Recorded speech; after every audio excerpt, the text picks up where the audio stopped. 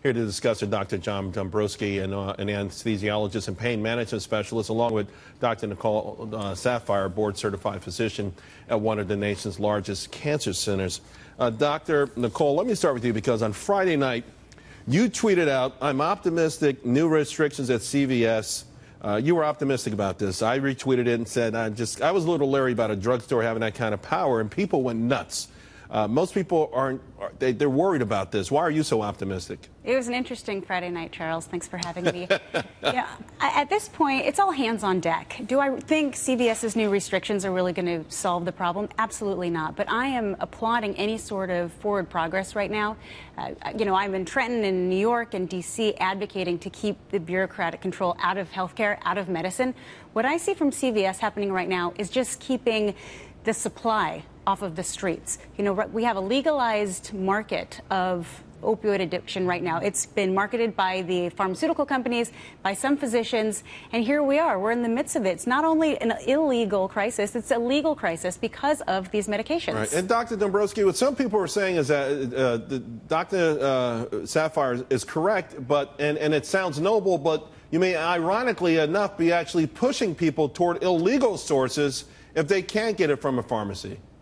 Well, those are very good points, and this gives us an opportunity to talk about how we got here. Again, we have to be very cautious on how many medications we give patients, but the last thing we need is someone else to get in between the doctor and their patient.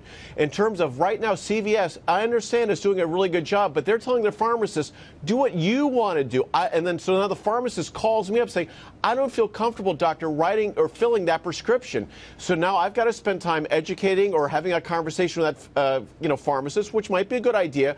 But again, it starts to short circuit that doctor-patient relationship. So I'm cautiously optimistic also, but we need to be cautious. There are a lot of people with chronic pain issues that, could get caught up in this net that's always very well intended. That's the, and that's the genesis of it all, right? The fact is that there are times when people are in extreme pain and they need to take something, and the strongest stuff out there is what they need. And a lot of people are afraid that that may eventually stop or be halted, in part because of the bureaucracy you talked about. Patients have a right to pain relief. We want to make sure that patients are living a happy and healthy life, and we want to relieve that pain.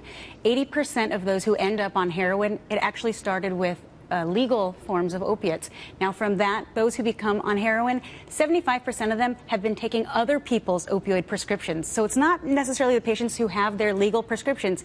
It's because there's an abundance out in the market share. So by limiting how much is actually in supply, you have teenagers or young adults who's taking it from their grandmother or their family member. Right.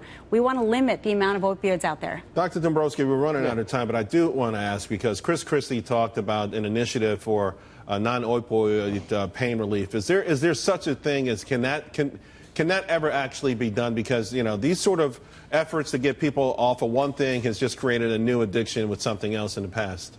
Well, as it stands right now, the American Society of Anesthesiologists, we are the resources for pain, the science for pain relief. And actually, we're looking at new studies in university practices in terms of the newest medications that can offer analgesia, pain relief without that addiction. But the other thing is, it's not all in a pill. Seeing an anesthesiologist that specializes in pain injections or other types of therapies, again, if we can get that progress or that conversation started, it's a great place to start. All right, guys, thank you both for your expertise. And this is a critical issue for our country. So we appreciate it.